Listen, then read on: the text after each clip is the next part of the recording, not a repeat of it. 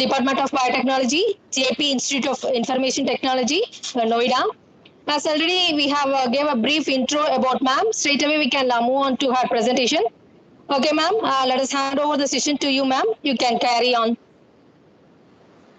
Okay, I have just shared my presentation with Dr. Maithili. So in case there is some network snag at my end and my slides are not visible from here, so maybe you have a presentation with Maithili also, so that she can put it on the screen, so that network related problems can be taken care of. Otherwise, I will be operating my slides. Okay. Okay, ma'am. Okay. Okay. So now, can I start now? Ma'am, you can carry on, ma'am. So I was just wondering whether I directly start the screen share, right? Yeah, ma'am. Yeah. Okay, I'll be doing that. So a very good morning to one and all. So I would like to express my thanks and appreciation to KS Rangaswamy College of Technology and Department of Biotechnology, and also the Nature Science Foundation for organizing this exhaustive online training program. So all the participants,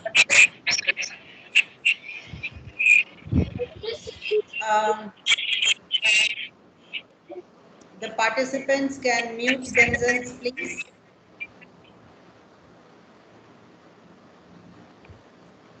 Okay, so I continue. So, like as I understand, I extend my personal thanks to Dr. Pon Murugan, who is a good friend, scientist and research collaborator of mine, and to Dr. Maithili, who has been coordinating with me all through for arranging my lecture and my presentation and everything.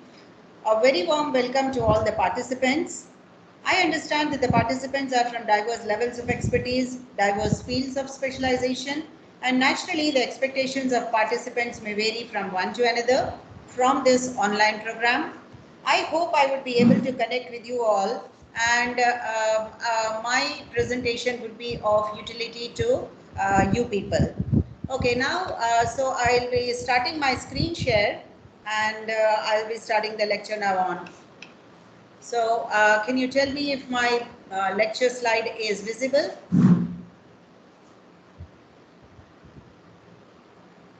Organizers, can you just confirm if my slides are visible? No, ma'am, not visible. Ma'am, it is not visible, ma'am. No, ma'am, visible no. Are the participants able to see the screen? No, ma'am.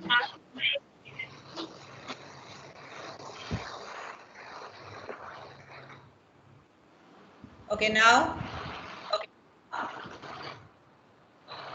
Are you able to see the screen now? Yes, ma'am. Yes, ma'am. Okay. So the topic of my lecture is project feasibility, ethics, and regulatory approvals. So now I would like to first introduce you to what is the meaning of a project feasibility report. Then we go about what is the requirement to do a project feasibility report. Then we continue with ethics associated with projects, and then regulatory approvals that are required. As I have said in the beginning itself, that I have an idea that you people are coming from different fields. So I would like to take examples from different fields. Though I belong to the Department of Biotechnology and my core specialization is biotechnology, but still the topic which we are talking is about the project feasibility, which is applicable across the fields, whether it is natural sciences or physical sciences or mathematics. So irrespective of the field, the primary features of the project feasibility report making and regulatory approvals, there are some commonalities. So I will try to concentrate upon the commonalities, and wherever there is a special mention that is required for a specific field, I will be going ahead with mentioning that particular field field specialization. So now, first of all, let's understand what a feasibility project report is, or what do you mean by a feasibility assessment. So basically, we all understand that we have got multiple ideas, whether we are a student, whether we are a researcher, whether we are an academician, or whether we are a startup entrepreneur, or we are an established business fellow. So irrespective of whatever is the platform that we are, so we do have ideas cropping up from time to time, and we would like to convert these ideas into successful ventures.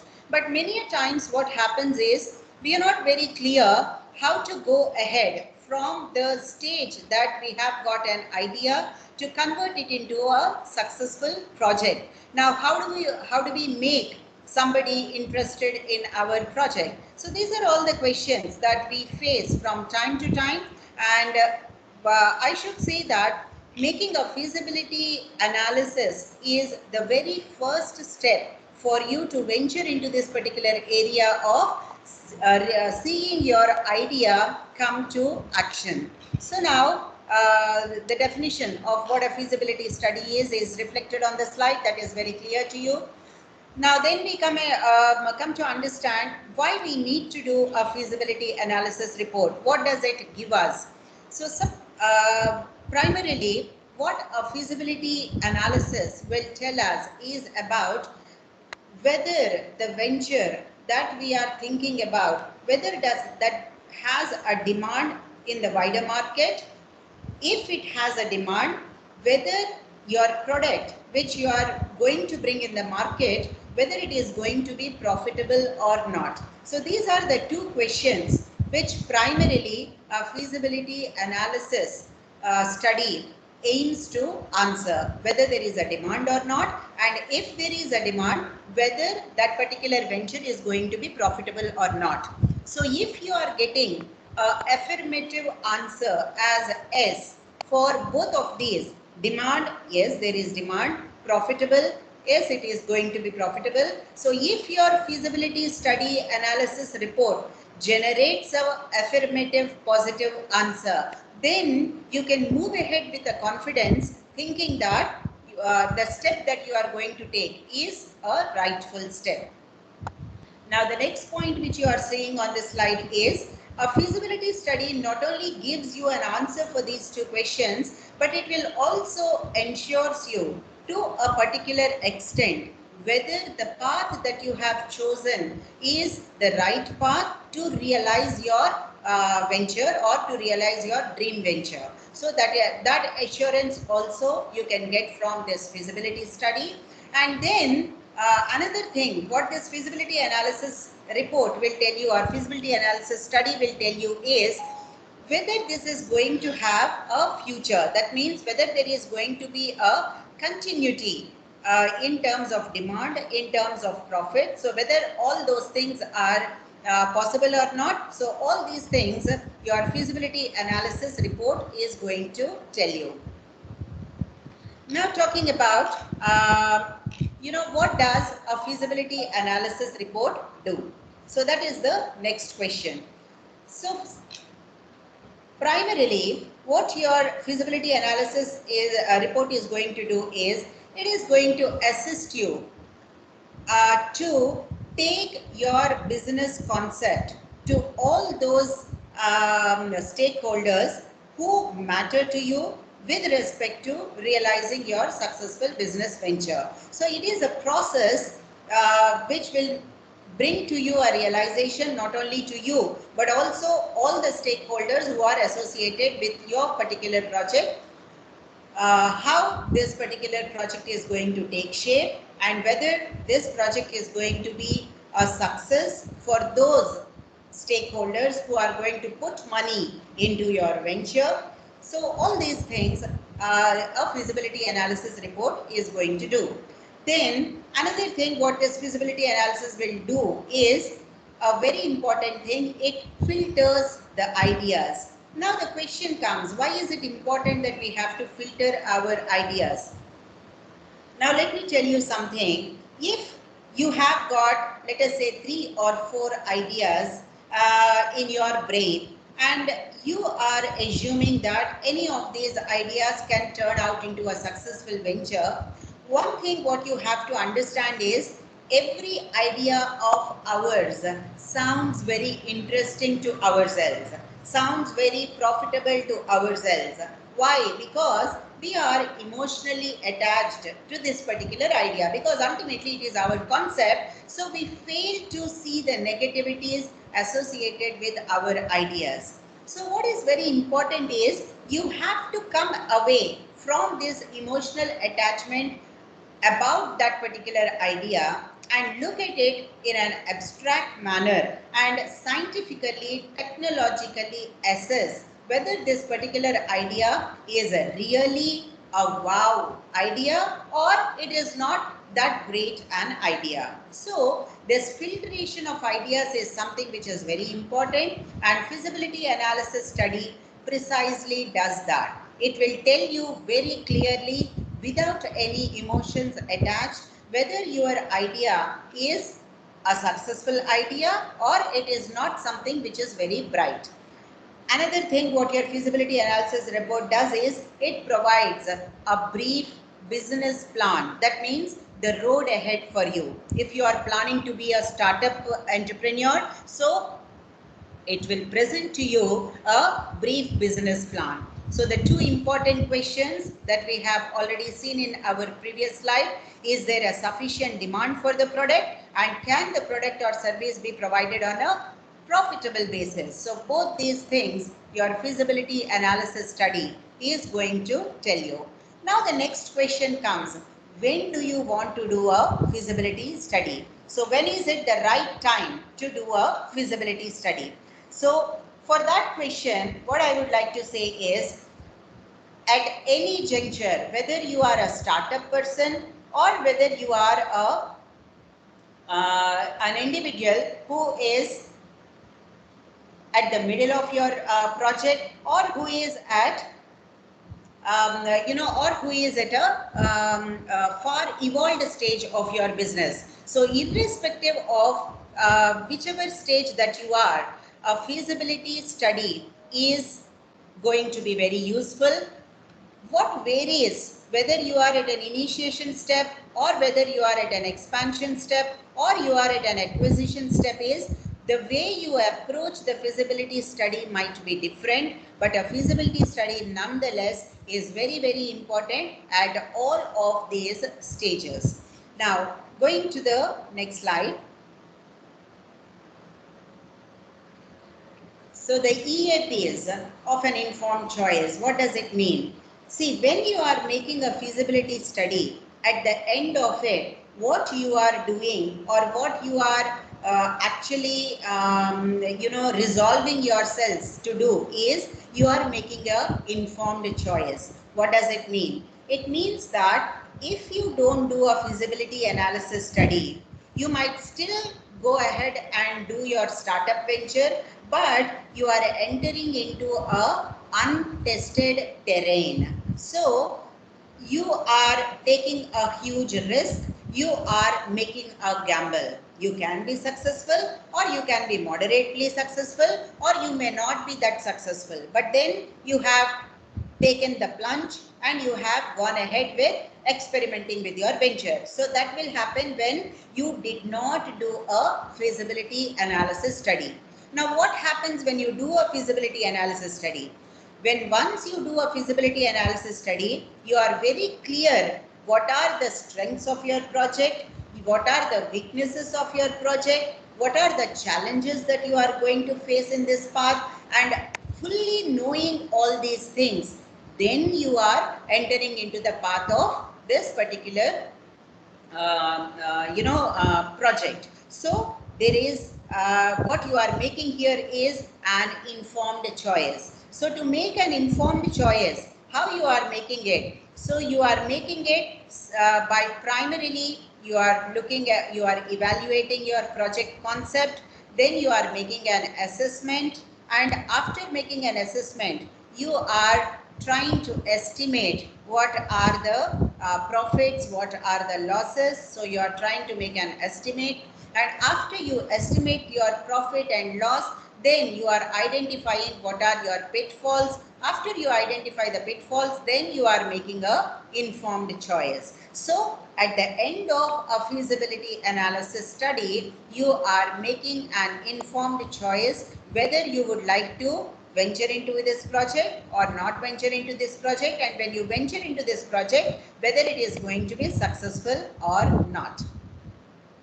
Now, so we have understood why it is important to make a feasibility analysis study. Now we would like to go and see what are the different types of feasibility analysis study. So there are multiple types of a feasibility analysis. So either we can make a legal feasibility analysis, economic feasibility analysis, an operational feasibility analysis, a scheduling feasibility, or a technical feasibility. Now, if you ask me, ma'am, when do we do a legal feasibility? When do we do a economic feasibility? When do we do a technical feasibility? My answer would be that the type of feasibility analysis you aim at depends upon the core concept of your project. Certain project ideas greatly depend upon your economic, technical, and operational. Certain would require the inclusion of a legal feasibility. Certain other projects would also require a scheduling feasibility, because it is possible that the business concept that you are working upon does not have a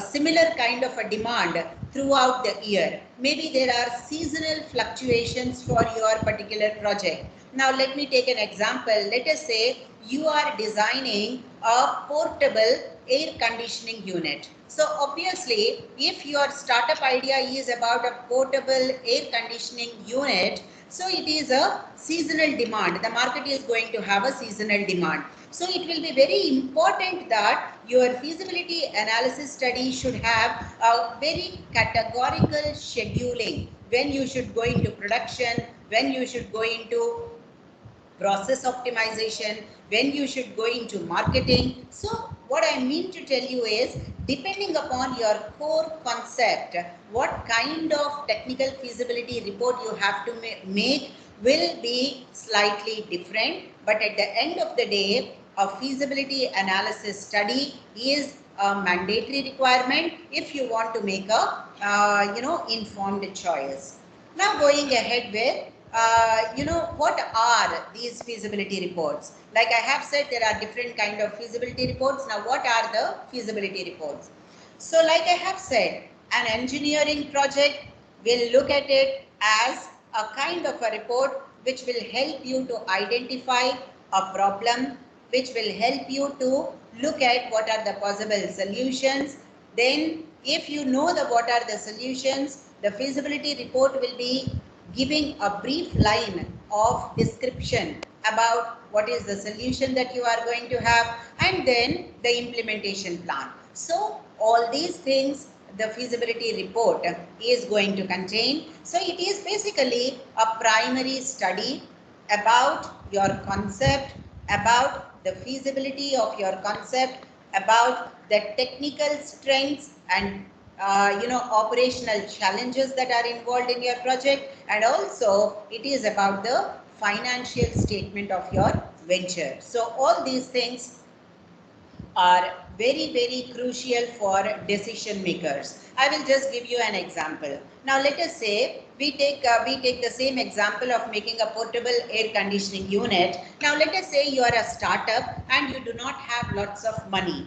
So you want that somebody should help you in financing your particular project.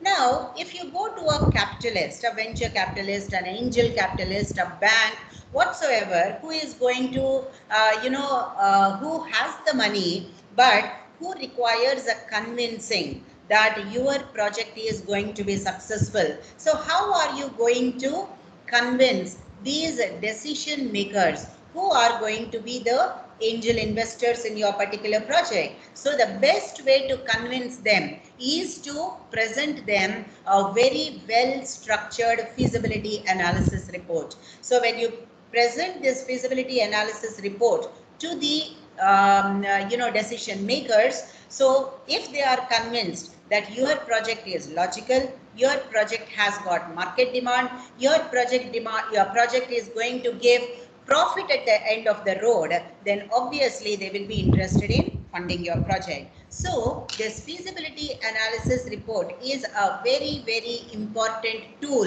in the hand of yourself to convince the decision makers to stand with you in your venture. So because it requires a convincing, you should understand that when you are making a feasibility analysis report, it is very, very important that we depend upon factual data. So we don't depend upon hypothetical analysis, but we do a clear technology-based, market-based analysis. So if that is the case, then the next question comes, if you want to write a feasibility analysis report, or you want to make a feasibility analysis report, but you would like to know what goes into a feasibility analysis report. What are the different sections? What kind of data you have to collect? How do you analyze this particular data? How do you present your information? So all these questions will come to your mind. So now let us see what are all the things that are contained in a feasibility analysis report.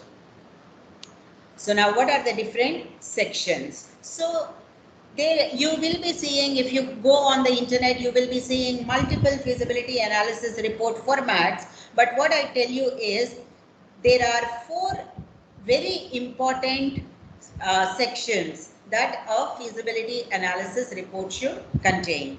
So these sections are given over here, section 1, 2, 3 and 4. So if you are able to successfully collect information, do the analysis and justifiably write all these 4 sections, then you are successful in making a feasibility analysis report. So the first and foremost section in a feasibility analysis report, it is about a brief overview of the business idea. Now this particular section should be brief, very concise, and also you have to understand that it is like a preview of a movie or a trailer of a movie. Now you all must have seen, you are waiting for the next Bond movie to come to release, but don't you think if on the internet this Bond movie is releasing 1-minute trailer, so you all will agree with me that this 1-minute trailer is the make or break of a movie. That means if you can make this trailer very interesting, very engrossing, and for the viewer, if the trailer is leaving a chance that your experience of watching that movie is going to be wonderful, then you will be looking forward, or you will be waiting for watching that particular movie. But if the trailer is not very captivating, if the trailer is not giving you successful amount of interest and challenge, then you may decide not to watch that particular movie also. So similarly, like a trailer is for a movie, similarly for a feasibility analysis report, this is this section 1, which is a brief overview of the business idea. So the best effort you have to put is here, because any person whom you are presenting this feasibility analysis report, let us say you have made a report of 30 pages, 40 pages, 50 pages, irrespective of that, if your first section is not impressive, no major venture capitalist will be interested to spend half a day reading your entire business report unless otherwise this particular section is interesting. So it is very important that this section has to be very important, very challenging, and it has to be successful in generating curiosity in the reader. So if you can generate that curiosity, you are successful in making that person go ahead with your feasibility analysis report. So the section 1 is about a brief overview of the business venture. Now you go to the second one. The second section of your business report. It is about a feasibility market research. So it is very, very important that you should do your market research irrespective whichever field you are. So whether it is a health sector, a entertainment sector, a industry sector, a consumer product sector. So irrespective of the sector that you are working in, so you will be doing a market analysis. So how do you go about market analysis? There are multiple aspects of this market analysis. So let us go ahead into how you do your market analysis. What are the different sections? So like you see the second point on this slide, this market analysis section is the heart of feasibility analysis study, because it is going to convince the people who are going to put money whether they will be seeing a foreseeable demand or whether there is no demand for your product. So you have to make this market analysis with a huge amount of care. Like I have said, you have to collect all factual data. No hypothetical data is acceptable over here. So what you are doing in this market analysis section is principally you are quantifying the demand for your particular project. So after you quantify the demand, you can use mathematical models like trend projection analysis or time series analysis. So that will tell you that today what is the demand for your project, after 1 year what is the demand going to be, after 2 years what is the demand, over a period of time what are the fluctuations that are going to happen in the demand for your particular project or product. So all of these things are a part of your market analysis. Now you might say, ma'am, I'm a PhD scholar and I am just making, I'm doing my project. Now, how important this market analysis is going to be, applicable to me? So let me tell you, now, whichever project that you are associated with. Now, let us say you are working with phytobiologicals. That means you are looking at therapeutic molecules of plant origin. Now, how will market analysis be useful for you? It will be useful to know that in this particular plant, what you are studying, whatever the product that you are aiming at. Now, let us say you are looking for an anti-cancerous property, you are looking for anti-diabetic property, you are looking for an coagulating factor property. So the market analysis will tell you that tomorrow, if you are successful in proving that your particular phyto element has an anti-cancerous property, then what is the market size you are looking at to commercialize your technology? Whether you should think about technology transfer or whether there is no takers for technology transfer. So if you want to know that, market analysis is something which will tell you that down the line, whether the work that you are now researching today is going to have a future or not. Now, let us say you are not a researcher, you are a scientist who is already employed and who is already working on this phytobiologicals. Now, how is market analysis helpful for you? It is helpful to know that whether you should approach, which industry you should approach to techno-commercialize your particular research, whether you should go about technology transfer, whether you should go about patenting a particular product, whether you should look at principal Indian buyers or international buyers. So irrespective of wherever you are in your career graph, it is very important that you should do a market analysis if you are working on a product which would like to see the light of the day. So this market analysis is very important for you. Now, when you are doing a market analysis, there are certain macro features and certain micro features. Now, what are the macro features? What are the micro features? They are listed over here. So one thing what you have to assess is the health of the industry. So now, if I take an example of health of industry, now let us say you are a university. Okay, now you are a university. So if you are a university, obviously your intention is to provide education to the students who are interested.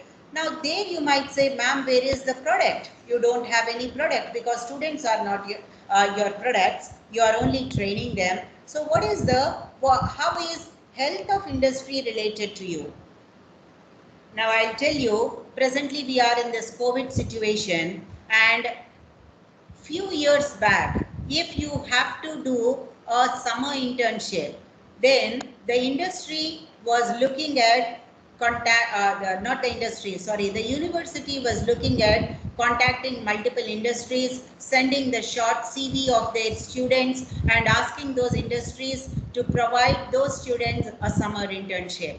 Now, at this present COVID time, how is the university addressing this particular issue?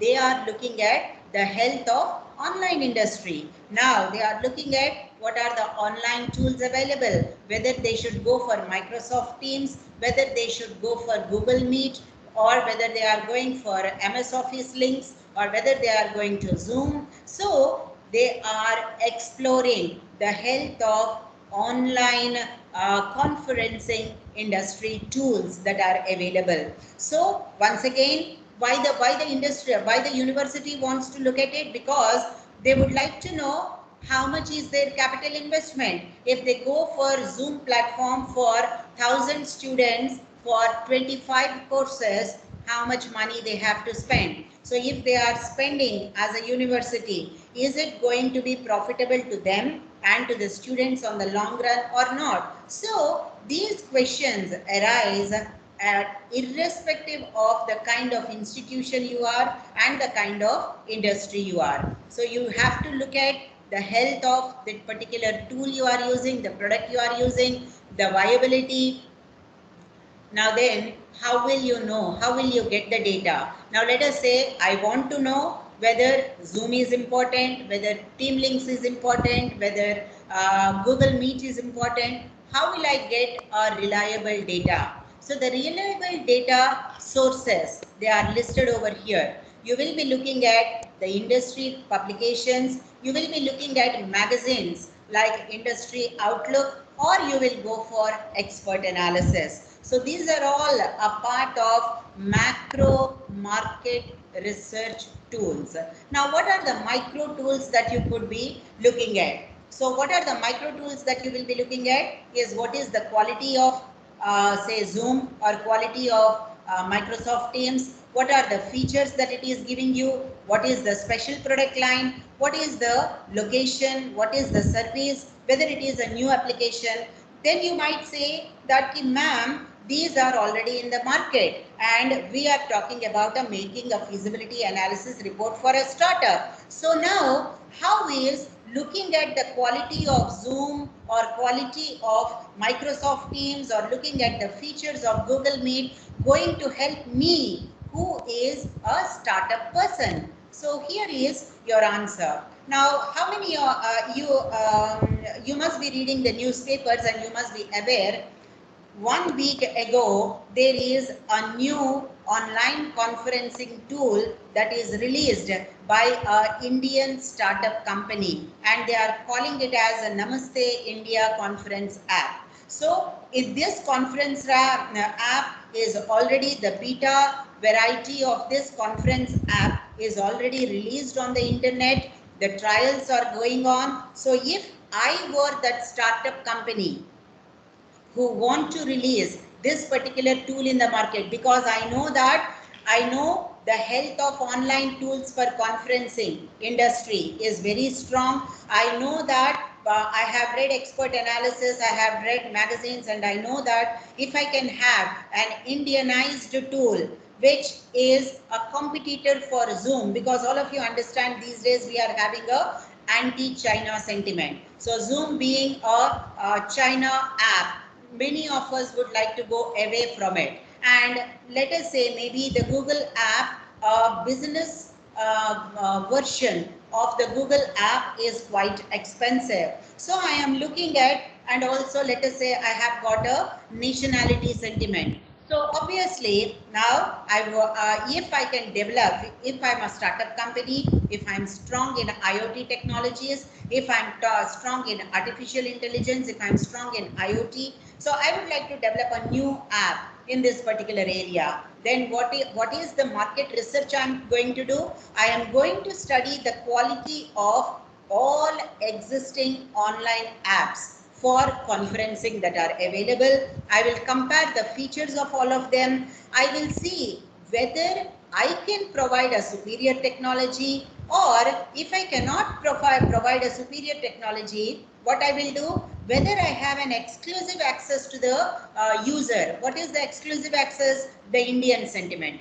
I'm an Indian startup company, so if I can put my product in India, so I can gain on this nationalistic sentiment. Another thing what I can do, location. I am situated here, so my services are going to be on a different platform. Then price, I can work upon price because I'm a national company. I do not have the taxation issues which the multinational companies are going to have. So I can afford to release my product at a cheaper price. So if I am a startup company, and if I am doing my market analysis, and if I am wanting to make a product in online conferencing tools, so I believe you have understood what are the macro features that I should be concentrating upon, and what are the micro features that I should be concentrating upon. Now the next question comes, okay, I know what to concentrate upon. So I have done a survey. I have done a survey through online survey. I have done a survey through Google Forms. I have accumulated information from a lot of people. I have taken feedback. I have taken suggestions. Next, the question comes, how I am going to present this particular data.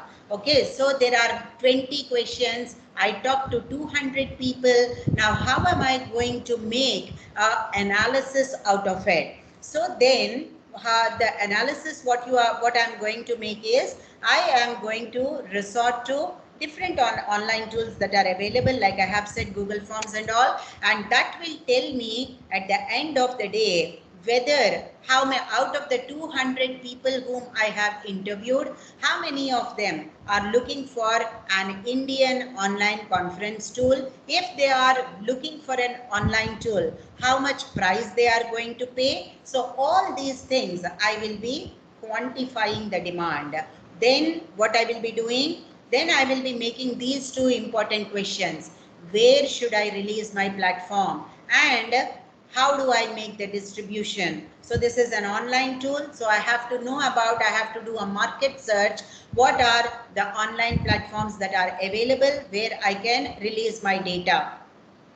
So after doing all this understanding, then I will come to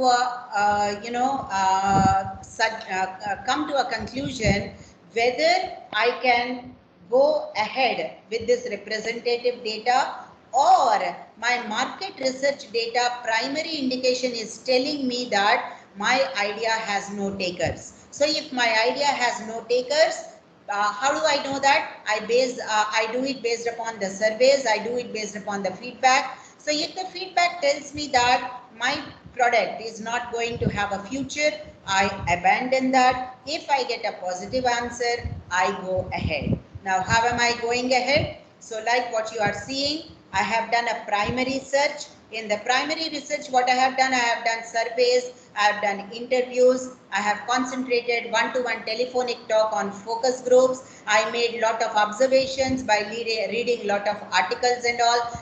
Then I go to a next level of research, market research. What is the next level of research? I will be doing online research. What are the platforms that are available to release my tool?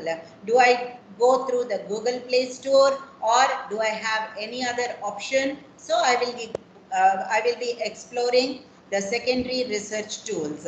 Then finally, what we are going to have, we will go about case study research. Case study research, how we will do? We will see that if there is another company who has a similar product, I will see in their case what are the protocols they have followed, whether I can follow those protocols or not. So all these things I will be doing in my market analysis. So basically, what is a market research doing and what is a market research not doing? So a market research is not controlling the cost. It is only telling you where you can price your product. It is not making your process efficient, but it is telling you what could be a better process. And what is the market research doing? It is helping in decision making. It is trying to relate the cause to the effect, and also it is trying to identify the information gap in the market. In the online conference app, what was the gap? The gap is that till 2 weeks before, there is no freely available Indian online conference tool available. So that was the gap. So like that, when you do a market research, you will understand what are the gaps in that particular area. So if you can place your product to fill that particular gap, you will be successful. So this slide defines what I have just now told you, and then it also shows you the approach, whom all you will be talking to in your surveys. You will be talking to the customers, you will be talking to the vendors, you will be talking to the industries who are established in that area, you will be going through the market reports, you will be looking at similar products that are available in the market like what you are seeing, and also you will look at your competitors. Who are your competitors? So this particular slide, it tells you what are the benefits of doing market research. So it helps you to plan ahead, to identify opportunities, to minimize the risks, to uncover potential problems, and also to establish the potential of your particular product. So to do that, you proceed in multiple phases. So initially you plan your market analysis. Then in phase 2, you collect related data from direct and indirect sources, and after you collect the data, in phase 3, you analyze the data.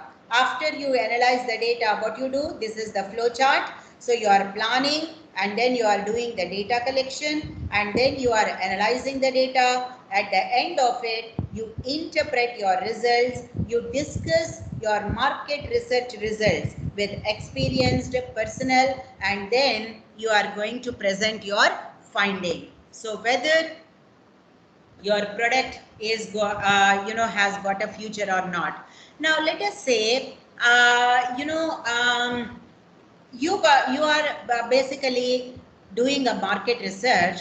Then the question comes, you must have heard many a times, every product is not for every individual. Certain products cater to niche groups. Niche groups means a specialist group. So when you are doing a market research analysis, it is very important that you do your survey in the niche group if your product is for niche group. Okay, now what do I mean by that? What do I mean by that? Like let me give you an example. Now let us say you are a company and you are a pharmaceutical company and you are making a drug for cancer therapy. Now let us say you are making a cancer therapy drug and you are making a market research analysis to know what is the market demand for this particular product. So then the question comes, whom will you ask the question? That means whether your product is having a future, that question you will ask the industries in India, you will ask the hospitals in India, you will ask the patients in India, whom you are going to ask. So that is a very important question, and that is called as market segmentation. So market segmentation means unless otherwise you ask the question to the right focus group, the analysis that you do will be totally faulty. Now, why do I say totally faulty? Now, let us say you are making that cancer drug.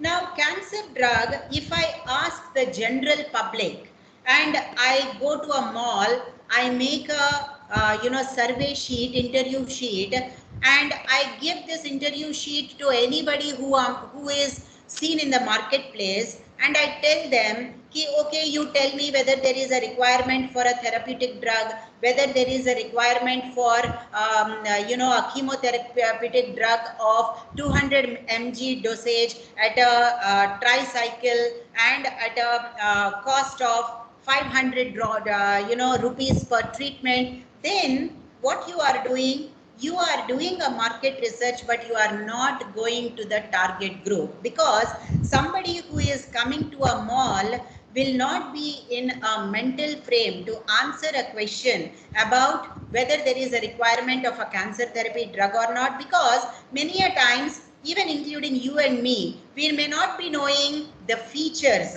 of a particular requirement of a cancer therapy drug. So if I want to do this particular market research, whom I should be going to? You might see that, okay, you identify who are the cancer patients, and then you ask the cancer patients this question. Then again I say your choice group is wrong. Why? Because no cancer patient will be actually knowing the potentiality of a particular treatment, because the treatment, which treatment to give, when to give, what dosage to give, that is the prerogative of a cancer specialist, a doctor, not a patient. So your focus group for cancer therapeutic drug has to be a cancer specialist surgeon or a cancer chemotherapist. So what does it tell you? Depending upon the kind of product, it is very important that you identify the focus group. So if your focus group selection is wrong, your demography is wrong, your geography, location of the population is wrong, the behavioral aspects of the focus group that you are targeting is wrong, then whatever data that you are getting at the end of the day is also not going to yield you a very good result. So that is something which you have to be very careful. Now this slide I would like you people to concentrate upon, because depending upon which sector you are belonging to, this slide gives you the location where you should look for market data. Now let us say you are looking to collect health related data. What are the resources that you should go to? You should go to World Bank resources, World Health Organization publications, OCED publications, DRG, Decision Resource Group publications, which are available commercially online, and research reports. So if you are a health related data collector, that means, now let us say today there is COVID and you are making, let us say you are preparing a face mask. So if you are making a face mask, and if you want to make a startup for a face mask, where do you collect the demography data? Where do you collect the geography data? Where do you collect the behavioral data for your market research? So these are all your sources. Now let us say you are making a consumer good for COVID situation. What are you making? Let us say you are making a spray based hand sanitizer. So spray based hand sanitizer you want to make. So which is the location where you should collect the data? So these are your resources. Statista, an online tool which is available. IndiaStat, an online tool. Systematic reviews that are published. AD&D, this is an international company which produces market report demands. Then CII, Confederation of Indian Industry Reports. TIFAC is Technology Information Forecasting and Assessment Council. This is a body under DST, which is Department of Science and Technology. So you could go there, it will tell you what is the market for hand sanitizers, demand for it. There is another organization, PricewaterhouseCoopers, which is a commercial organization which publishes the feasibility market analysis reports. So these are all the places if you are making a consumer good for the COVID market. Where do you do the market analysis? So you have all the links over here. There is another thing. Now let us say you are making a economic analysis. That means you are trying to make a market analysis. What is the impact of COVID on, let us say, the sports market, or let us say what is its impact on hotel industry? What is its impact on tourism industry? What is its impact on textile industry? So where do you go for? So these are the links: LexisNexis, Bloomberg, Market Research Group, or you have commissioned market research reports or market survey reports. So you can collect your market research data from all these locations. Now let us say you are a pharmaceutical company. Like let us say you have identified Ayurvedic product which can increase your immunity under COVID situation. So now you want to see that if you want to release this product, what is the market analysis that you should go for? Where is the data that is available for you? So these are the data links where you can grow. You can go to Evaluate Pharma. This is an online site. Annual reports of multinational companies. IQ Via. So that is also an online site for clinical studies related data, whether there are any competitors who are already doing clinical trials for Ayurvedic products, whether they are far ahead as compared to you, whether you will be a loser if you enter into a market. So what are the European Union clinical trial register saying about Ayurvedic product? If you make a product, whether European Union is going to accept it or not. So all these sites, Sightline, so these are all the sites which will give you the data about clinical studies internationally, whether there are any studies, whether there are not any studies.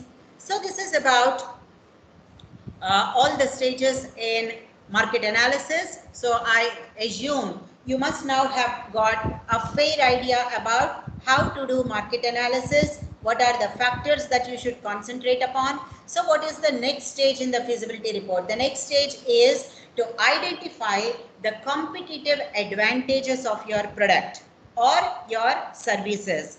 So how do you know? What is the approach? So either you do a SWOT analysis or a PEST analysis or a step analysis or a PESTLE analysis. So there are multiple names. There are multiple types of analysis which are done. So let us quickly go through each of them. SWOT, most of you must have heard what is SWOT. SWOT is strength, weakness, opportunities and threats. So there are multiple types of analysis that you could do. In SWOT, the things that will be helpful is if you are able to correctly identify the strengths and opportunities, then that comes under the SWOT analysis. Weakness and threats are also part of your SWOT analysis. So in a SWOT analysis, I am explaining it to you with an example. So let us say you are doing a SWOT analysis for a company like Amazon. So what are the strengths of Amazon? So first and foremost, the brand is its strength, its financial performance is its strength, the leadership, the technology, and the superior logistics and distribution systems. So those are all the strengths of Amazon. What are the opportunities which Amazon is having? So it is going into developing markets. One example is India. It has got expansion of the physical store. So that is an opportunity, business opportunity. It can enter into multiple hardware partnerships. So these are all the opportunities for Amazon. What are the weaknesses of Amazon?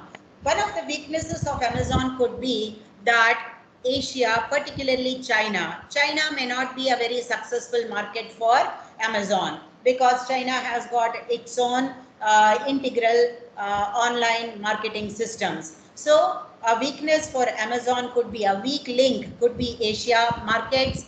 Maybe for Amazon, the employee treatment could be a weakness because of bad press or coverage in the media.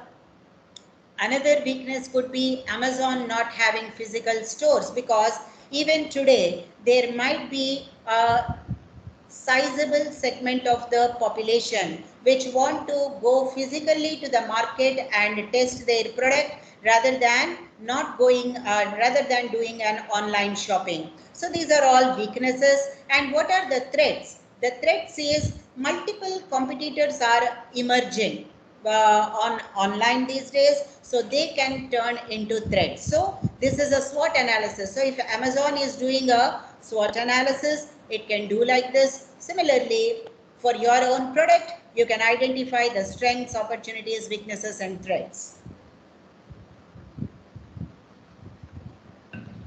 Now there is another analysis which is called as PEST analysis. Now what is a PEST analysis? PEST is to identify political, economic, social, and technological components of the macro environment. Because SWOT you are doing for micro environment, that means you are doing for your own product, whereas PEST means you are looking at the relationship of your product with the outside environment. So the macro environment you are testing, that means political, like let us say, if these days we know that politically speaking, socially speaking, if you are releasing an Indian product as a competition to a Chinese product, you obviously have got an advantage. So similarly, if you are using online technologies, then you have the advantage of a superior technology.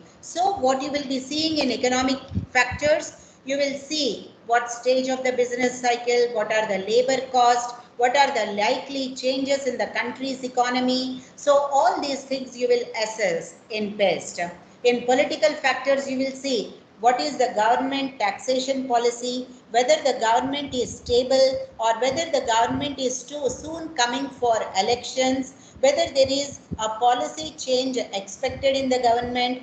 Then coming to the social factors, what is the population growth rate, what are the population education structure, what is the lifestyle of the population. So all these things you will see in a PEST analysis. Now then there is another analysis, this is about the PEST analysis features which we have just spoken. There is another analysis which is called as step analysis. Now step analysis, what it will do?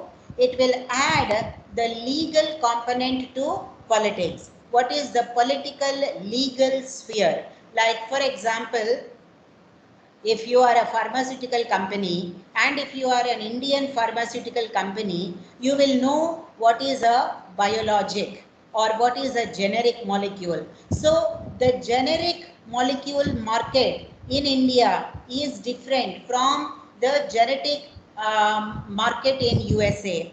In India, the legal patent terms for generic drug is different from the legal patent terms for generics in United States of America or Europe. So the step analysis is important to understand that politico-legal connections of your particular product and also the social culture. That means, now let us say you are releasing your product in Middle East. So Middle East, they have certain cultural reservations. In Europe, they are a more open kind of a market. In India, once again, you are looking into a partially conservative market and partially modern market. So the step analysis will tell you about the social, cultural and politico-legal factors of the market where you are introducing your product.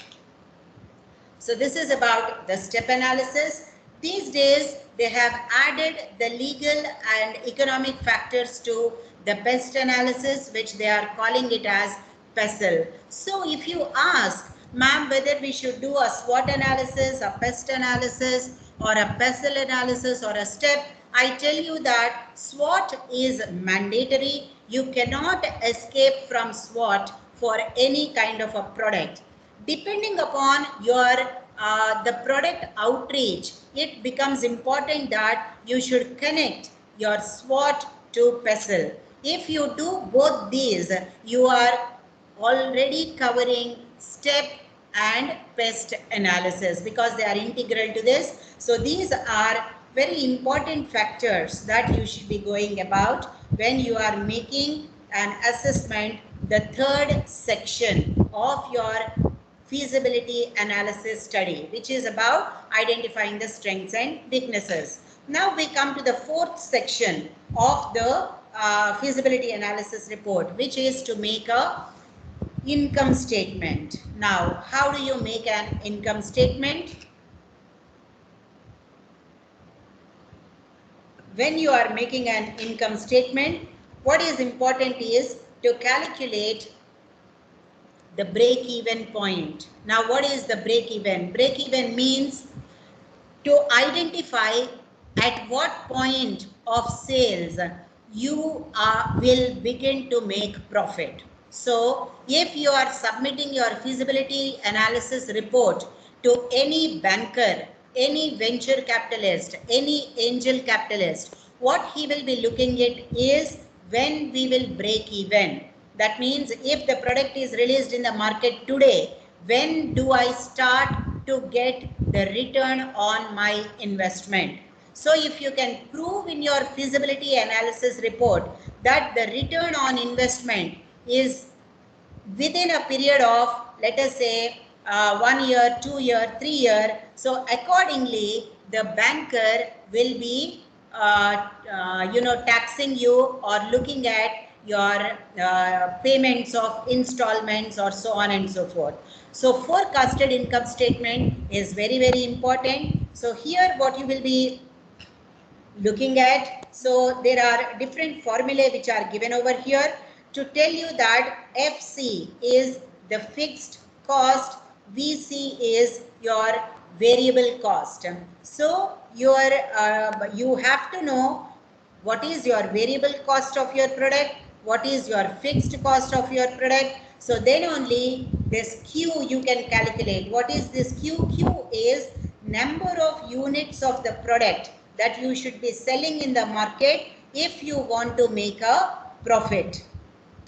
So this is the break-even graph which you will be making. This is the fixed cost for making your particular product. This is the variable cost which you are going to have a variation over a period of time. So when you are making, this is your TR. So your number of units you need to calculate. So this particular dotted line which you are seeing, which will tell you if this is your sales volume, at which point are you going to make a profit. That means at this point of time. So TR is your total revenue. So when your total revenue can match with your VC plus FC, beyond that point, any number of units that you are going to sell, they will add on to your profit. So the nearer this particular point is striking to origin, because origin, this point is the number one unit that you are selling. So this distance, the smaller it is, the sooner you are going to gain your profits in the market. So this is what you need to calculate. So when you are making this calculation, what you should be clear about? COGS, that is cost of goods and services. That means when you are estimating your expenditure, what is the rent cost, what is the labor cost, what is the utilities cost, you should be doing all these mathematics, and then you should calculate what are your sales and subtract from sales the cost of goods and services. So you will arrive at the gross profit. From gross profit, you subtract your operating expenses, then you get PBT. PBT is profit before tax. So from PBT, you subtract your taxes, you will get profit after tax. Then when you get your profit after tax, you calculate the percentage of contribution. Then this particular percentage you should make for a projection for 5 years. That means in first year, what is your percentage contribution? Second year, what is your contribution? Third year, what is your contribution? So like that, any banker will want that for 5 years, you should show him the projections. Then they will make a decision on the business venture. So what is the decision going to be? The decision is, if they find that your profits are not substantial, they might say kill the project. That means you will not go ahead with the project. Or they might say there is some kind of a positivity, but still you need more work, so your venture is not ready.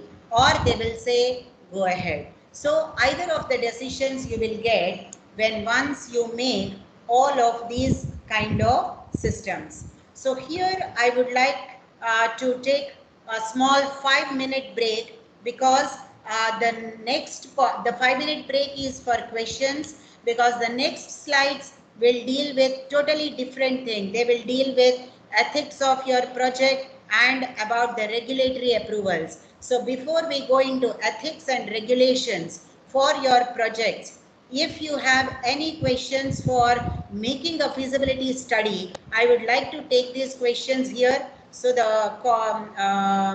if the coordinator of this particular course is here, I would like to take their permission and take the questions now, please.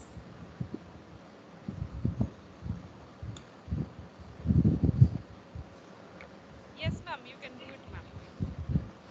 Participants? So I'm ready for the questions.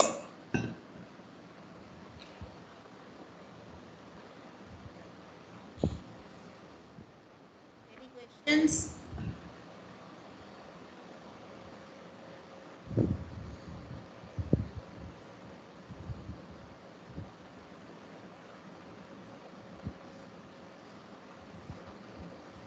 No questions from the audience? Let's wait, ma'am, for a few seconds. Since somebody has raised their hands. Hello. Yes, you can ask, ma'am. Hello, ma'am. Good afternoon, ma'am. Yes. Hello, ma'am. You talked about the feasibility. So organizers, so shall I proceed with my Yes, lecture, or are there any questions? Hello. Can you hear me, ma'am? Hello. Yes, we can hear you. Is it Nitin Kumari? Yes, ma'am.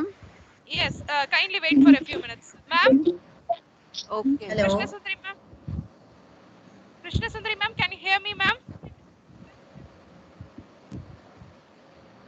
Ma'am, can you hear me? Krishna Sundhari, Hello. ma'am. Ma'am, something happened to your speaker, I think. Ma'am, we can hear you.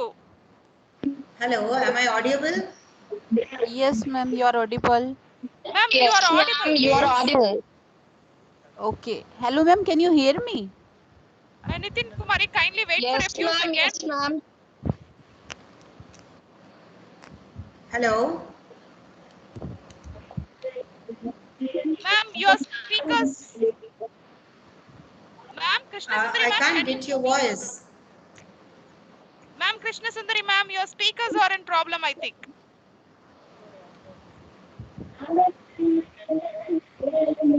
I can't get the voice. Yes, I ma'am, we can't are get the voice. speaking. Yeah, we are speaking. You are can't hear.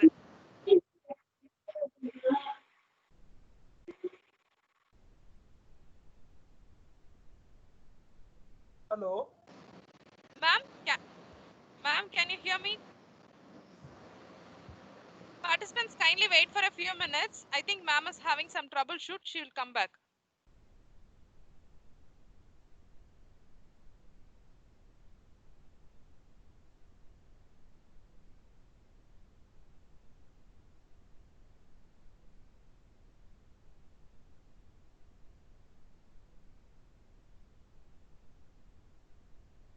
பண்ணி நீ பேக்ல இருக்கிறது தெரியுது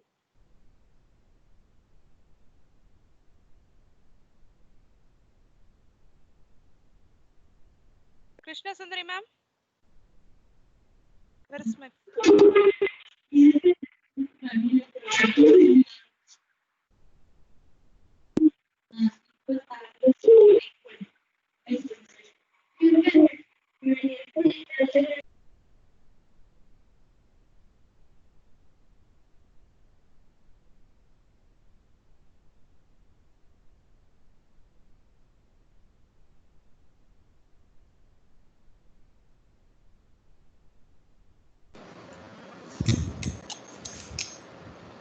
Am I audible now?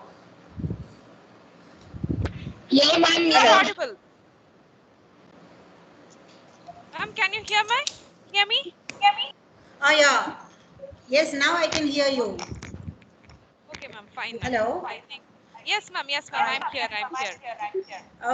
Okay. I was not able to hear you in between. Maybe that was a network issue. Yes, ma'am. But we could hear you that time also. Okay. Okay. So now, what is the question? Hello. Nitin Kumari ma'am?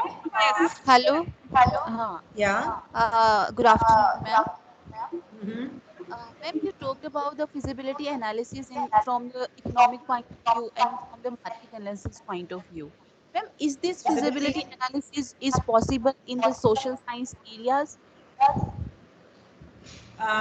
Very much possible. Like for example, these days, now let us say you have a social sciences project and you want to see that you want to provide education in the rural community, right?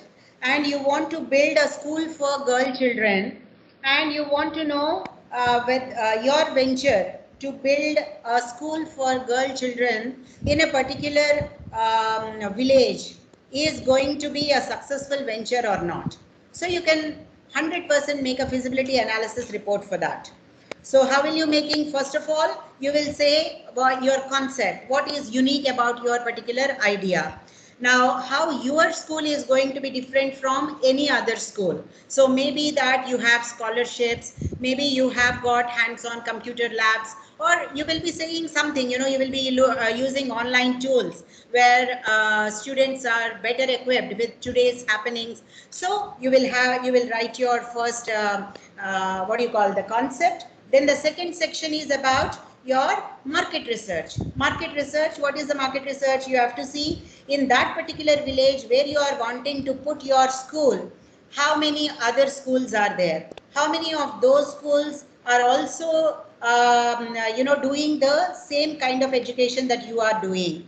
So the kind of education that you are going to provide, maybe there are only primary schools there and you want to put a secondary school, or maybe you started doing your concept is to start with a primary school, but after doing market research you have understood that there are enough number of primary schools in that particular area, so you will not have takers for that particular idea, so you switch over to a kindergarten school. Okay, so your market analysis will tell you whether there is a demand and whether there is what is the price the consumers are willing to pay for your particular school over there. So what are then it comes the third section. What are your strengths, weaknesses, opportunities, whether there is a political or whether there is an economic factor, whether there is a legal factor where you want to build a school, whether you can get some government subsidies over there. So all those things you will find in the SWOT analysis, the third section. The fourth section, it is going to be about, the financials. How many teachers are you going to employ? How much money you will have to spend as their salaries? How many students you are expecting that they will join in your school?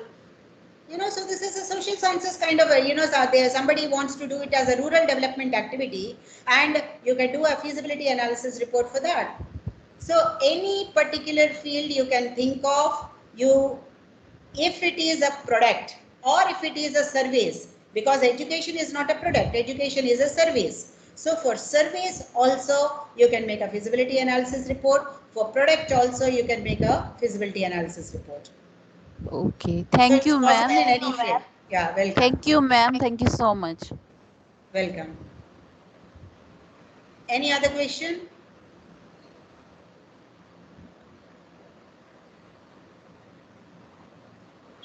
Swarup sir, Hello. you have any question? Yes, sir. Uh, Hello, madam. Thank you for nice Yes, presentation. Please thank you. explain the PEST analysis again, madam. थोड़ा सा confusion. Which PEST, one? PEST. PEST PEST. analysis. Okay, PEST analysis. This is about political, economic, social, and technical aspects of a project. So, like I have said, political. Now, let us say, you know, you belong to metropolitan, but then you have read in the newspaper that Prime Minister of India is promoting say organic agriculture in the state of Assam. So it is a political incentive, the policy. A political in the sense it does not mean a particular party. It means a government policy. So the government policy that the Prime Minister has announced is special land subsidies, special electricity tariff, and special incentives for anybody who is starting an organic agriculture venture in Assam. So your PEST analysis will tell you that P portion, that means the political portion, for policy options, what are the taxation issues, what are the regulatory offices through which you have to get permissions, because you belong to a different state and you are not a native of Assam. So whether you can buy land over there or whether you will have to take lease and then you have to do your organic farming. So all these will be covered under your P aspect. Economy is your economic aspects, like for example, the labor costs, the salaries, so on and so forth. Technology, the technology that you are wanting to develop over there. So in the PEST, what all you are having? Policy matters, economy, technology, and the social aspects.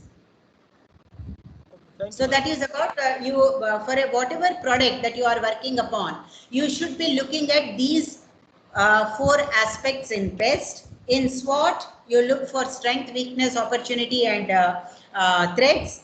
So like that, you will be making a assessment. Okay, madam. Thank you. Mr. Maftoon? Yeah. Mr. Maftoon? I think if you have any question, you can ask. Mr. Maftoon?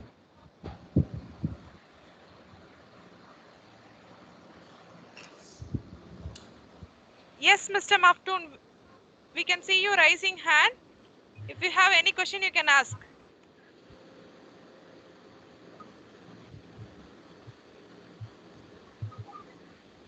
We couldn't hear you.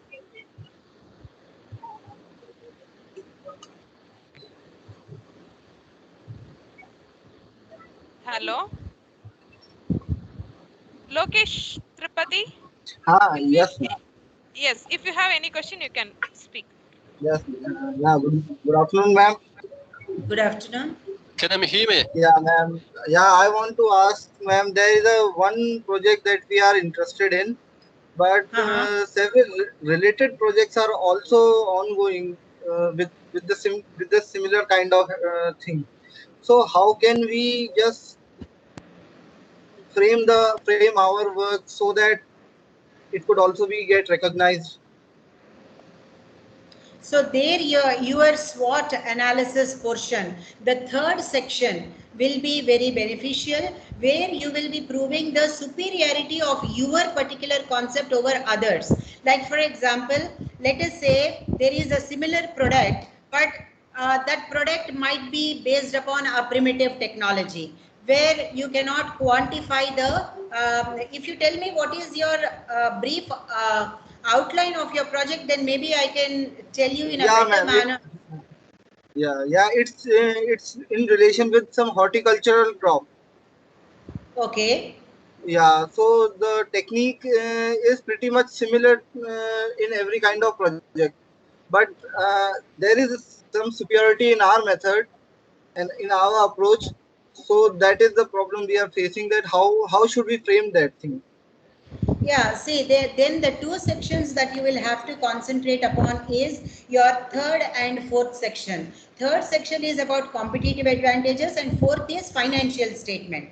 In competitive advantages, what you will say, let us say you are working on a horticulture product. Let us say you are working on rose plant. Okay. Now you might Yes. say that you are using a kind of, say, vermicomposting you are using, and you are using vermicomposting along with mulching.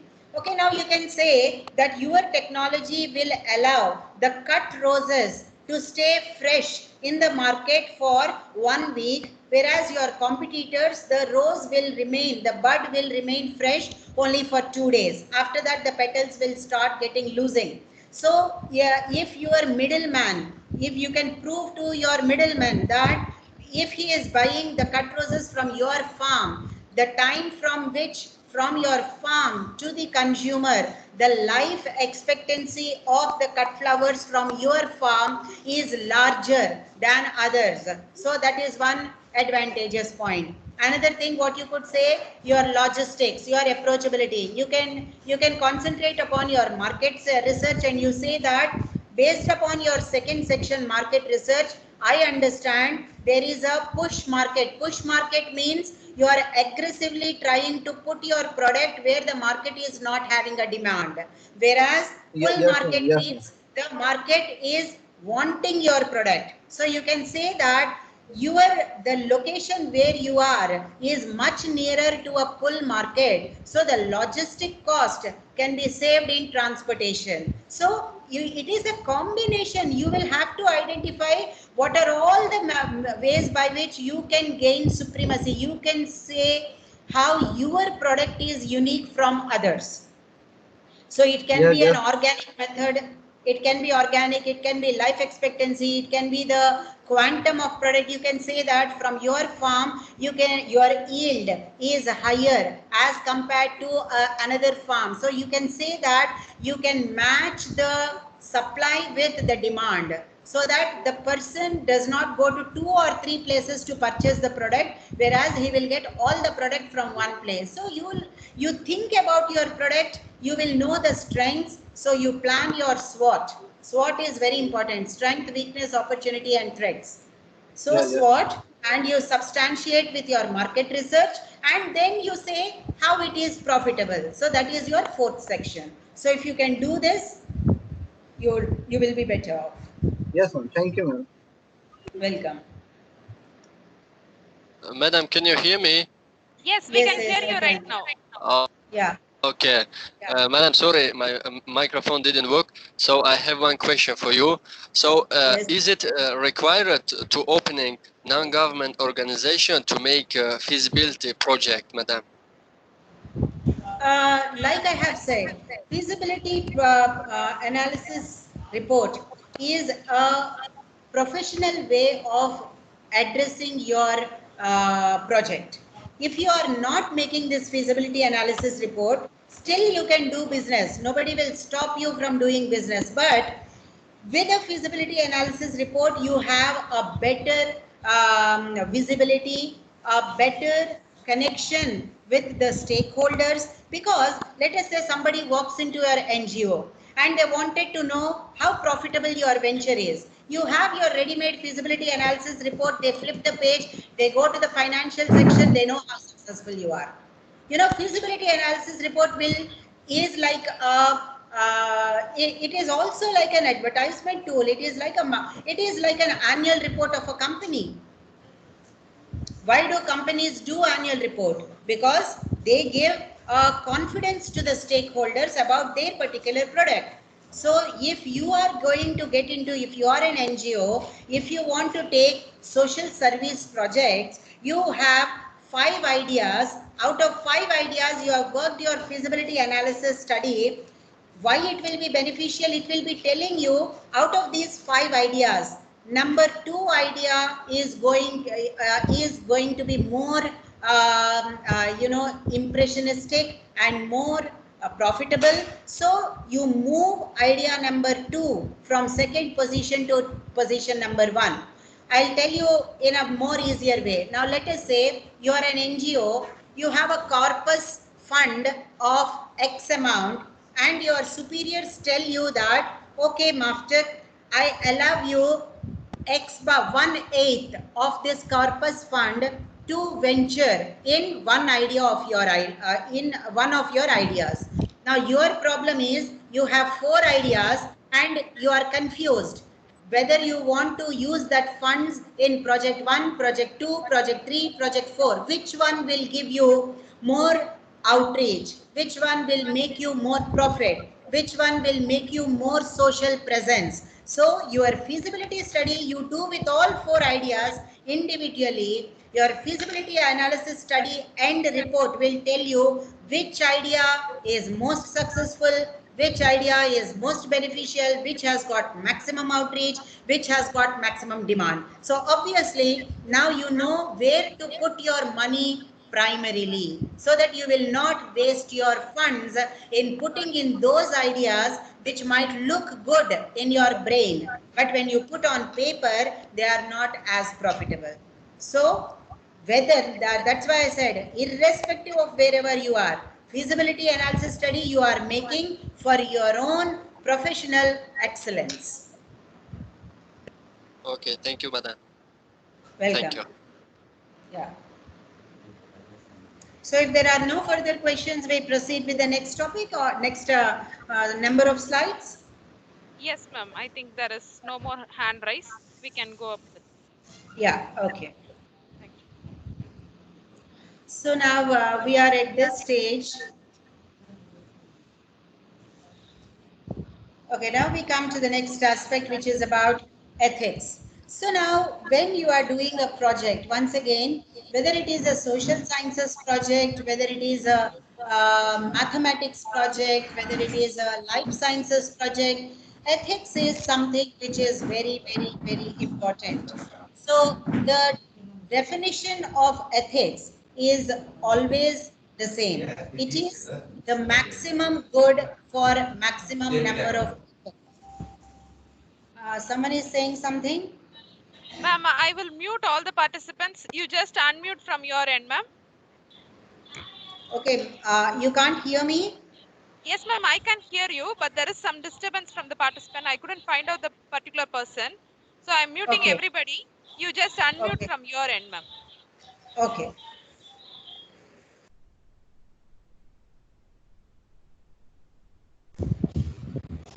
Okay, now, Yes, ma'am, we can just hear a, you. You can go yeah, ahead. yeah, just a minute.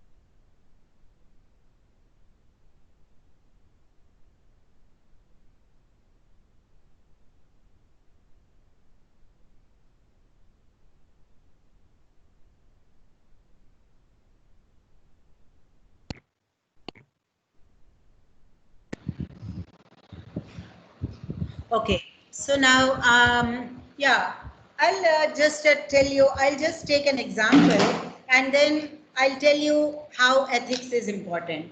Now, let us say you are a university, okay, you are not an industry, you are a university, and then you have made a rule that every student who secures 35 and more marks out of 100 will pass in your engineering subject. So that is the rule that you have made. Now what you see, you have conducted the test.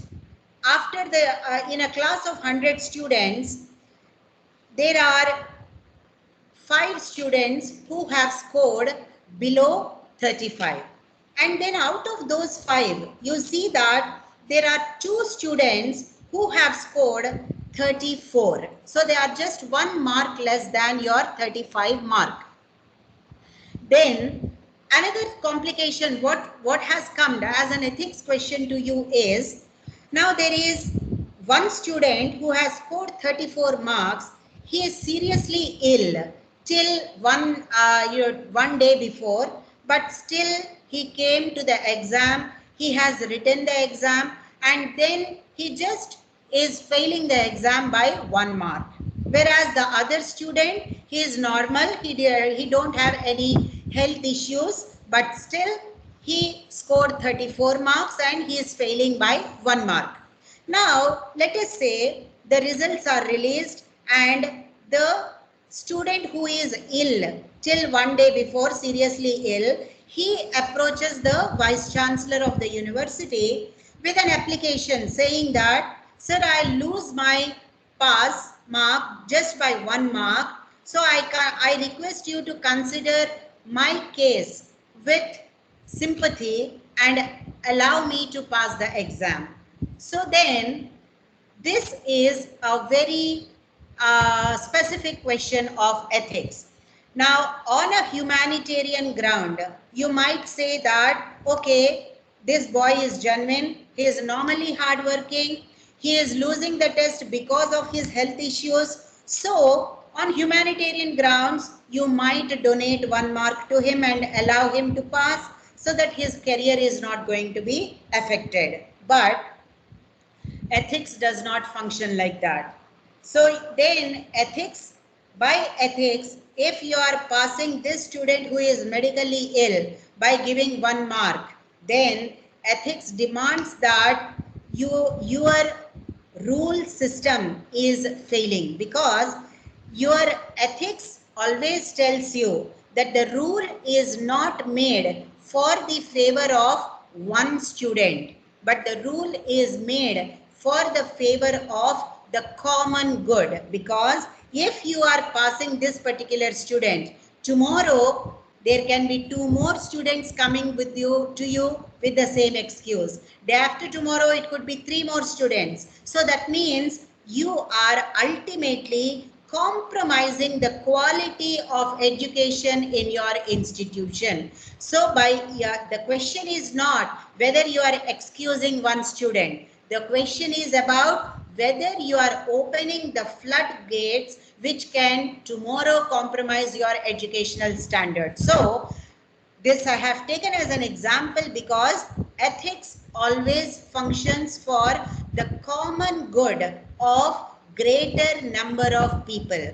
So when that rule is applying unknowingly or unavoidably, there can be 1 or 2 such exceptional cases which are suffering. But still, ethics says that you should go with the common good for the greater number of people. So that is the grounding principle of all ethical guidelines, whether it is industry ethics, professional ethics, research ethics, bioethics, any kind of ethics. The grounding principle is only that one.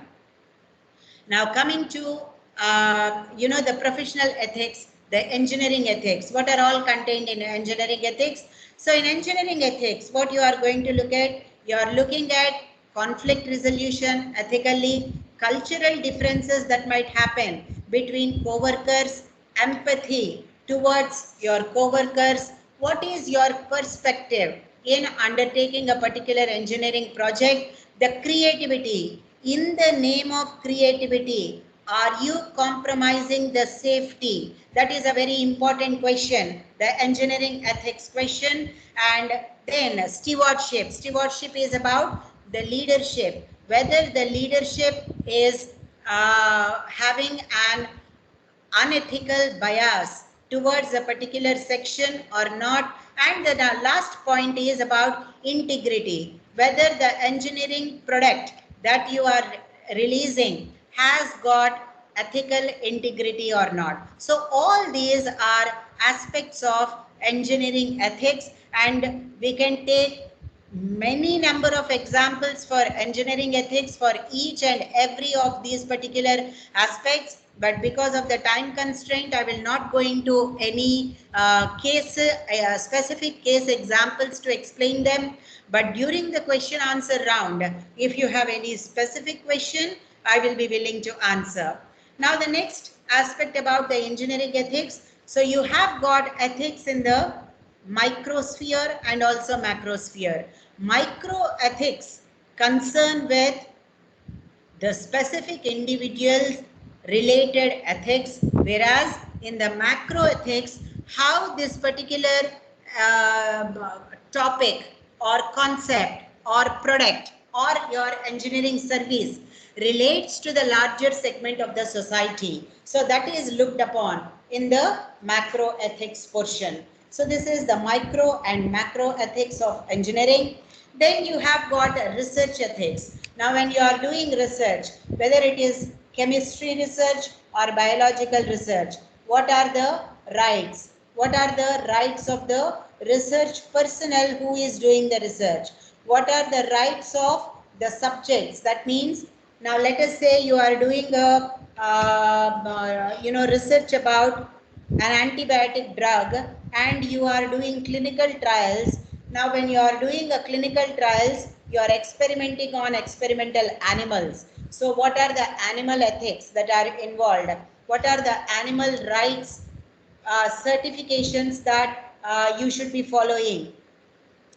Then in your ethics also comes if you are working with human subjects. Now let us say you are a hospital. Now let us say your hospital is providing in vitro fertilization services. So there you are providing the service to humans, individuals. So what are the ethics that you have to follow? What are the declaration ethics that the hospital should follow? You talk about COVID situation of today. Some patient approaches the hospital for treatment. So what are the ethics that that particular hospital should follow? What are the service ethics? What are the management ethics? So all of these things come under the ethics. What is the safeguarding principles? What are the protection principles? What are the distress principles? What are the rights principles? So all of these aspects are covered under the ethics. You should be very clear about what is your research objective, what is your research goal, what is the process that you are implementing, and when you are implementing this process, is it harmful to anybody? All of these things you will be studying in the ethics portion. If you are doing a biotechnology research, then what is the, if you are a biotechnology industry, now let us say you are a enzyme manufacturing industry. You are manufacturing enzymes from biological sources. So what is the CSR? CSR is corporate social responsibility. So what is the CSR of biotechnology industry? What are the economic aspects, social aspects, political aspects? So all of these things come under the social sciences aspects of CSR for biotechnology. Then what are the economic ethics? What are the business ethics that you should be following? What are the information ethics? That means how much information you should release in the public domain. What kind of information you can protect by not releasing in the public domain. So all of these come under your ethical issues. So ethics is a very vast subject. So this is not something which I can cover in some 6 or 7 slides, but I would like to tell you the cardinal principle of ethics. The cardinal principle of ethics is you should not be causing any physical harm. You should not, your intention or objective is not to cause damage to any section of the society knowingly or unknowingly, and your ethics has to be that any experimentation that you are making, you should be informing the subject what is the nature of your experimentation, what is the impact of your experimentation. Now let us say you are not doing any bioethics research. Let us say you are simply a plastic manufacturing company. Okay, you are making plastic products, consumer products. So you are a plastic manufacturing industry. Now what ethical CSR comes to you? What are the corporate social responsibility ethical guidelines that you will be following?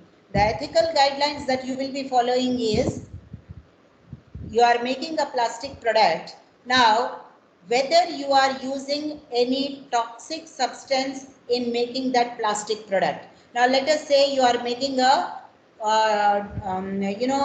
simple water bottle. Now, water bottle, to make that water bottle, the kind of plastic that you are using, are you saying to the consumer the toxic properties of that plastic? Are you printing on your plastic product whether this plastic leaches any toxic substances into the liquid that you are adding into that bottle. What is the leachate property? What is the thermal stability of your plastic water bottle? Maybe if I put hot water in that plastic bottle, so it will release some toxic substances, and you are not saying that to the consumer, so you are doing an ethical violation, wherein you can be legally put under a legal litigation. So even if you are not doing a biology research, you are a plastic manufacturing industry. Now from your plastic manufacturing industry, you are releasing the effluent. Now whether that effluent is going and mixing with the nearby water body. So the nearby water body, the villagers are drinking water from that particular water body. So are you following ethical guidelines of knowing or declaring in the public domain what are the risks where your industrial effluent is released?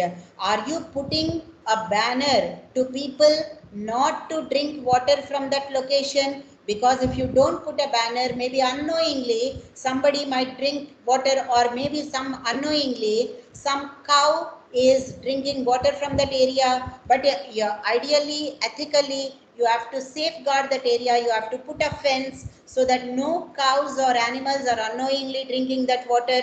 So like that, irrespective of the industry you are, irrespective of the enterprise you are, irrespective of the institution you are, and irrespective of the kind of research that you are doing or production you are doing, there are ethical guidelines which have to be followed, and there are the rules that are concerning to them. I have just now explained to you. Now before going into my last topic of the talk today, which is about the regulatory approvals, if you have any specific question for ethics, I would like that the participants can unmute yourselves, ask a question, and then we proceed to the compliance and regulations. Any questions with ethics, please?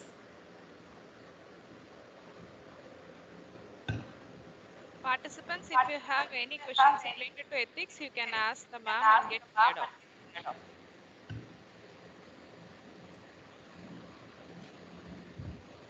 Even I couldn't see any raising of hands, ma'am. You can go ahead. Okay. Okay, so I go to the last aspect, which is about the regulatory approvals.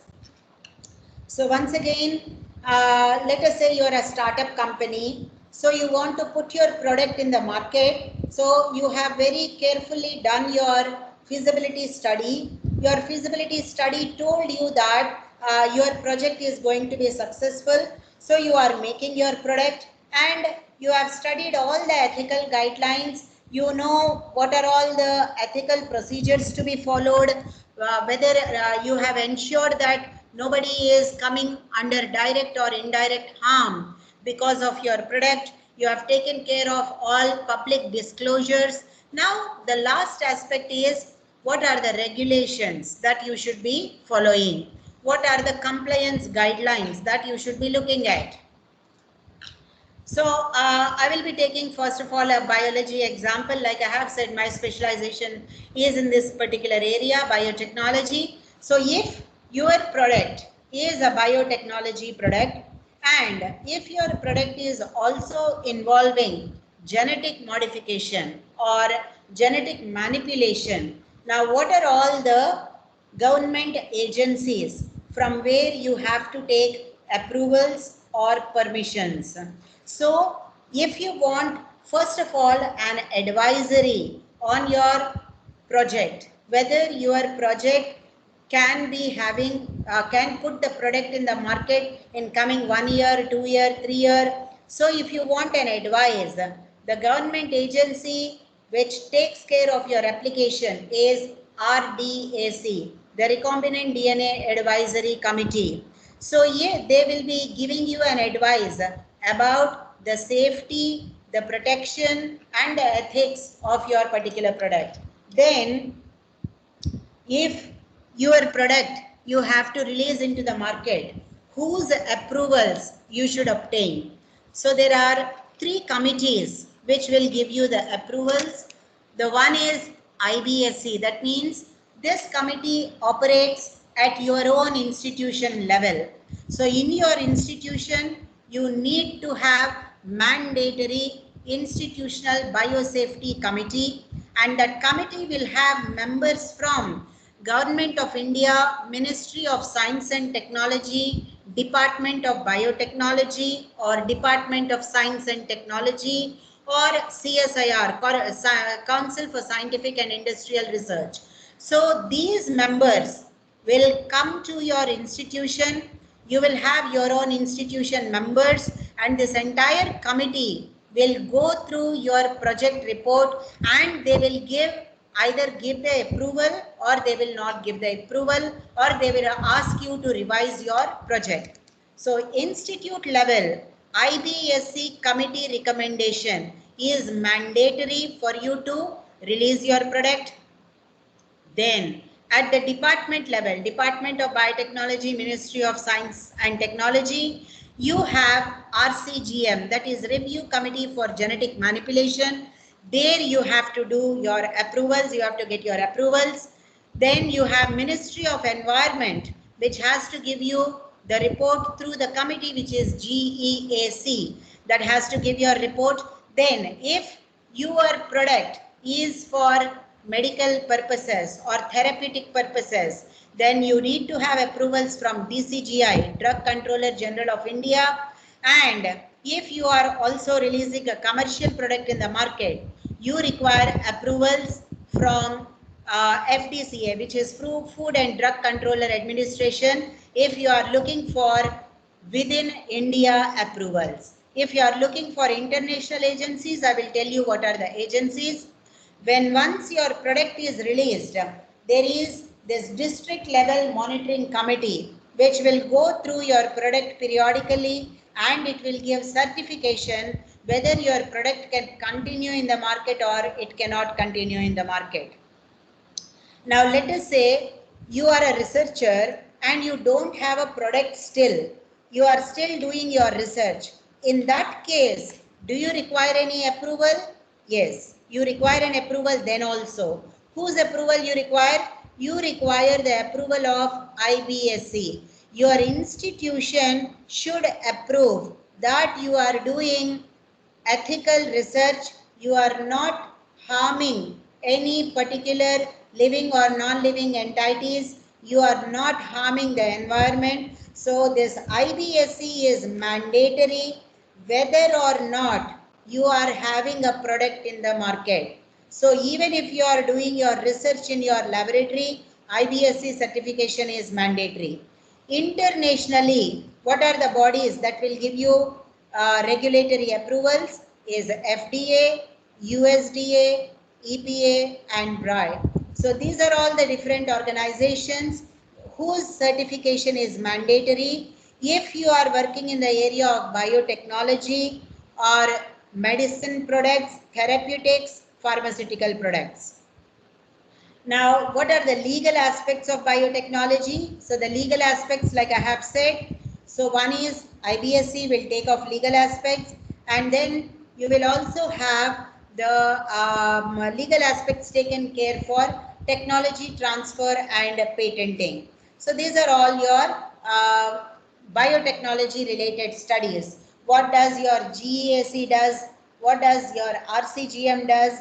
And what are the government organizations? This is ICMR, DBT, ICAR, CSIR. All these organizations are involved in assessing your work, giving approval for your work, and giving a go ahead. So like let us say you are making a biofertilizer, or you are making a therapeutic product, you are making a Ayurvedic soap, you are making a Ayurvedic hair oil. So there are these organizations.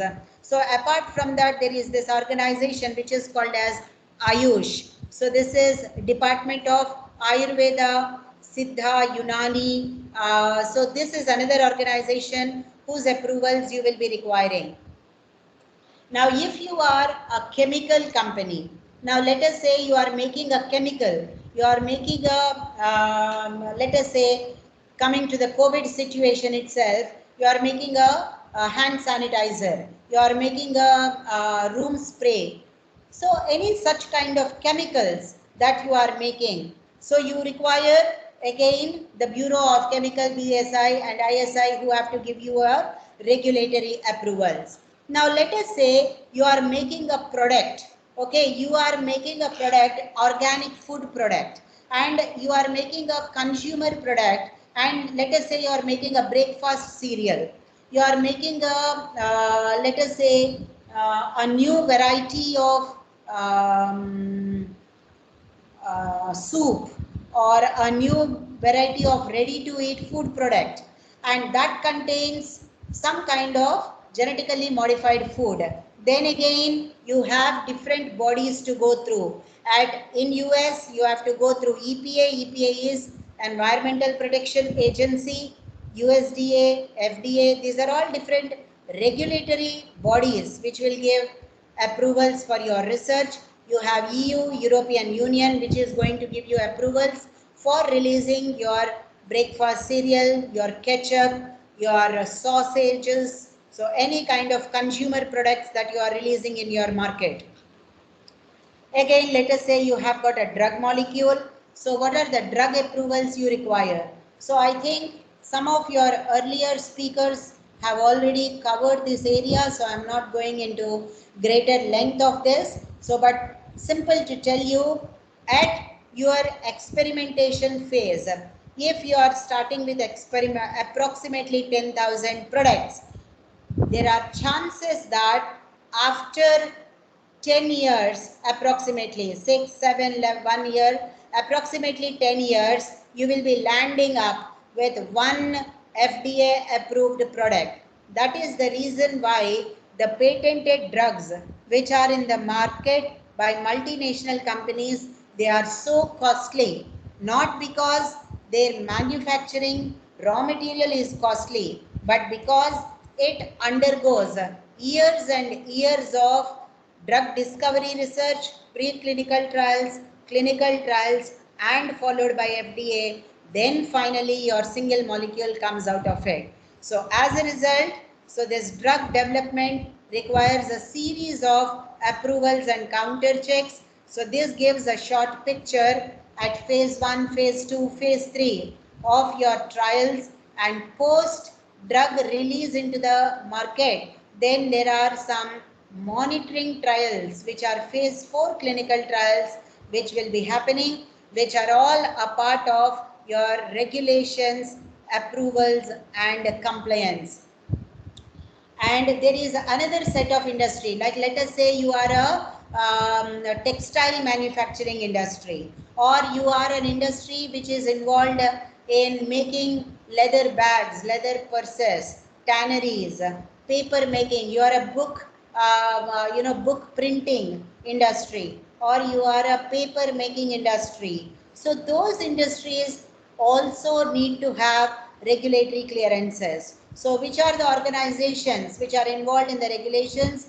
So here again you have at state level and country level EPA, that is Environmental Protection Agency, so which is going to give approvals to you for your industry, for releasing your product, for releasing for treatment of your effluents. So for international market, there is international EPA also involved.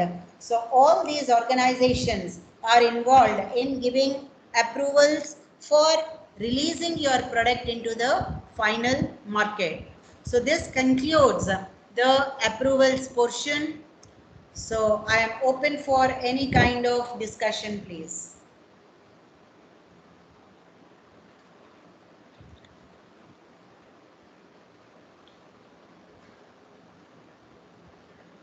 Participants, if you have any questions, you can use the expertise of Krishna Sundhari ma'am.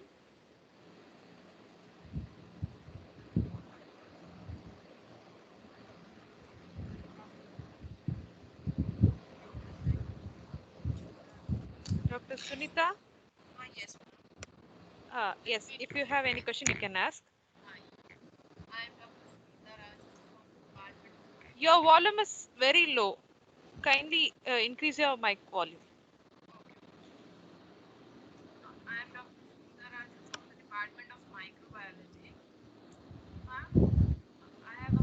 I can't hear you. Ma'am, I work in a private PG college affiliated to Andhra University. We don't have a research center. So if I have to apply for a major research project, is it a prerequisite to have a research center if I want to work from my college itself? See, I could hear you partially. You are saying that I think you are working at Andhra University and you are applying for some research center and you asked something mandatory, but I could not get you totally. Can you be a little louder? Or maybe you can type your question in the chat box if there is a problem with your speaker. Ma'am, actually, I am from a private PG college affiliated to Andhra University, and we Okay. don't have a research center. So our college don't have a research center. Okay. Well, if I apply for a major research project, so is it a prerequisite to have a research center? Without a research center, can I get that project, ma'am? Can I work from my college? See, it depends upon the kind of project that you are submitting. Now, let us say you are working on biological project, okay, or any chemistry related project. So it is very important that Institute Biosafety Committee certificates are released. So you need to have an Institute Biosafety Committee to whom you submit your project, and they say that your project does not involve any kind of unsafe procedures or unsafe materials, then you can submit your project. Now you might say that, ma'am, I don't have an IBSc, our institute is not having any IBSc. So what I should be doing? Now it depends. Now let us say you are talking about your project, let us say it involves about drug trials, that you have some X compound and you want to test on a mouse model, and mouse model testing is a part of your project. Okay. So let us say you are submitting this project.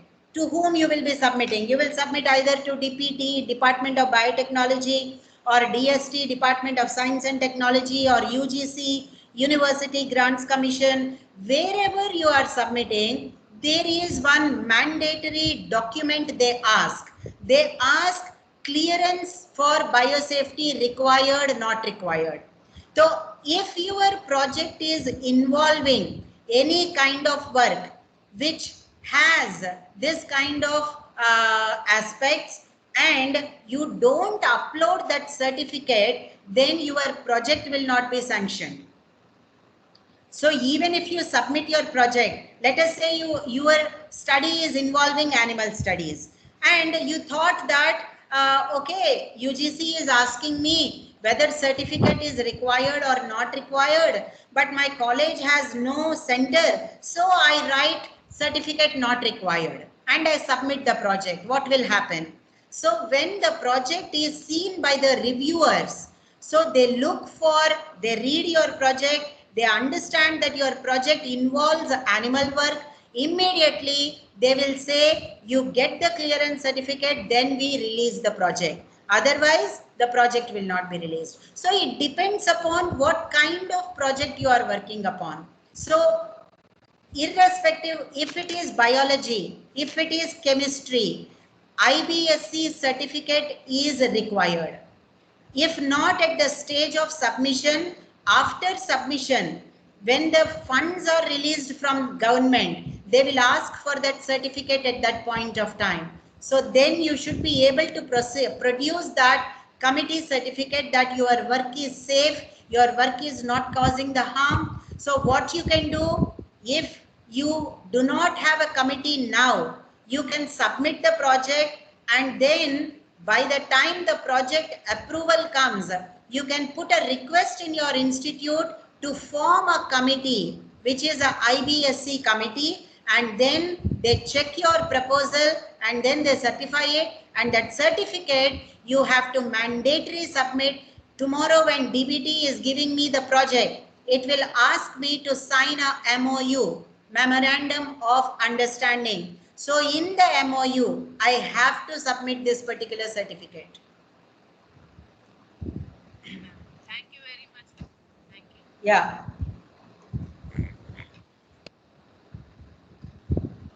Is there any other question?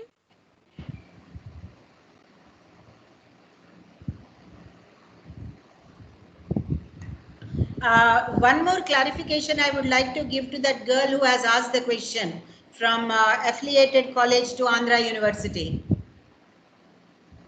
Yes, Is she ma'am. online? Yes, ma'am, I am online. Okay, see, you have some supervisor who is associated with you in the project? No, ma'am, we don't have. So what you can do is you can submit your proposal through Andhra University, because Andhra University has got their IBSc and everything. So what you could do, because you are an affiliated college, you associate with Andhra University, you associate with the professor over there or a faculty over there, and you put the proposal through their IBSc committee. It will make things much, much easier for you. Okay, ma'am. Thank you very much. Thank you. Yeah, yeah. Anybody else? Or else we can wind up the session. I think no other questions, ma'am. Thank you Okay. for your patience in handling all our participants and for such a long time, and it took up almost 1.5 hours. Thank you for your patience, Yeah. ma'am. Thank you. And we need your support tomorrow for tomorrow's session. Also, we have your session tomorrow right now, at the same timing. Thank you, ma'am. Thank you, ma'am. On Thank you. behalf of participants, KSR College and then NSF Coimbatore, I thank Krishna Sundhari ma'am for her splendid talk today she had delivered to this virtual course for 21 days. Thank you, ma'am. Thank you very much.